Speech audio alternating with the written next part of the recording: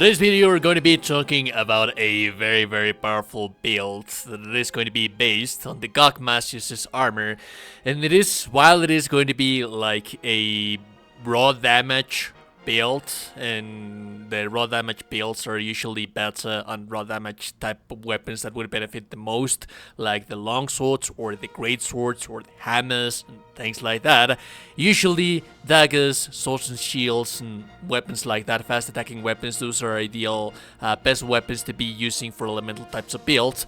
But this is actually going to be some kind of hybrid. Yes, this is going to be raw damage build, but if you want to actually build elemental weapons with this build, it is going to leverage that as well because of the Gogmazios' armor. So it is going to still retain if you don't actually want to farm that much. Let's say that you just want to focus on a main single weapon, that it is going to be raw damage that you can carry into any single fight that you want to carry. That's going to be possible, but once you have managed to get that weapon, if you still want to be playing, keep playing and forging more elemental weapons, you want to add more elemental type of playstyle to your weapons, this build is also going to allow you to do so without changing anything from it, because it's already going to have a decent amount of elemental damage because of the Gogmazios stuff.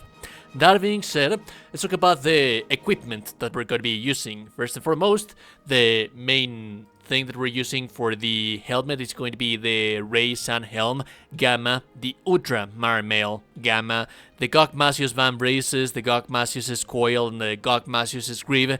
That's greaves that we're going to be using. Now, on your Challenger charm, that's a very cool thing that we have this right in here. If you manage to get like an appraisal for Challenger with burst or things like that, that's going to be ideal as well. But thankfully enough, we don't need anything fancy that we can appraise from here. If you have appraised like a very good agitator charm with some slots, then that's ideal. But this is one that you can craft, and this is going to allow you to get the skills that we're going to be having right in here. Now, as for the jewels, for the weapon jewels, we're going to be... There's a couple of things that you can do right in here. I have a shield, critical, and guardian jewels. Ideally, you would want to have these jewels with something like handicraft. As a matter of fact, with my shield jewels, I think that I do, my offensive guard jewels, I think that I do have one with handicraft, I believe. So as you can see, I do have a guardian jewel with handicraft. If you have a guard up jewels with handicraft as well, and critical jewels with handicraft, which are a little bit more rare, then that would yield you 3 levels of handicraft as well. That would negate the necessity to have some sharpness while you're building your Gogma weapon, which we're going to be building it on quite a while. But if you don't, then just a regular shield, critical, and guardian jewel is going to be more than enough. This going to be for guard up, for critical boost damage, and for offensive guard. As for the armor, we're going to be needing 4 tenderizer jewels level 3, 2 flawless jewels level 2, 1 counter jewel level 2, and then the rest of everything, it's just divine protection that I have right in here. And I like to use adapt in here because I hate having to consume either cold or hot beverages while mid on a hunt, and I run out of this. But you can also use self improvement right in here. It's going to be up to your personal preference and however you would want to manage it. With all that being said, we're going to have critical boost level 3, offensive guard level 3, guard up level 3, peak performance level 5, weakness exploit level 5, agitator level 5, counter strike level 3, maximum might level 3, divine blessing level 3, burst, 2 levels of burst, which is going to give us a little bit more decent amount of extra damage when it comes to DPS. If we're managing things properly, all of this is going to give us 75% total affinity, provided that our weapons affinity it's on 0%. That's going to be a total of 75% total affinity, while it is going to be 90% total affinity when we're hitting damage into wounds. Now let's talk about building the weapon itself, our Gogmazios' weapons. Your main focus would be getting as much raw damage attack power as you can. So while building the actual Artian weapon, that's going to be as many attack infusions as you can. Now, the reinforcement bonuses, this is where it's going to be a little bit tricky. and there's a couple of things that may or may not change in here. Let me give you the ideal. Ideally, you would want to have everything on X, and yes, that's possible. And the things that I would like to have right in here, depending on an elemental weapon that I'm building, if I'm building like an elemental weapon, this is not necessarily an elemental weapon, this has paralysis. So with this type of weapon, I would have affinity boost, sharpness, attack, attack, attack. So 1 affinity, 1 sharpness, and 3 attacks. That would not allow me to build the 3 attack boost X's, but it would still be nice amount of damage. So if this were to be an elemental type of weapon like dragon or water or ice or whatever that you would want to have in your weapon, you would need a little bit of elements into it to increase the overall DPS that you're going to be having because of the actual armor set that we are having right in here. So it should be 1 affinity boost, 1 sharpness boost, 2 attack boost, and 1 elemental boost, and that would be your ideal type of reinforcement for that type of weapon. And if you get that type of reinforcement, you can keep appraising the reinforcements, and the 5 of them, they can all be excess reinforcements. The reason why I say that we actually do manage to get a little bit more of our elemental damage with this build, it's because of the Gogmazios. The mutual hostility level 1 increases the elemental attack when large monsters become enraged. And that could also be like a mutual hostility level 2. We also have the Lord Soul right in here for Guts Tenacity. This increases our attack power, and whenever we actually do use the tenacity while mid-fight, it gives us more defense.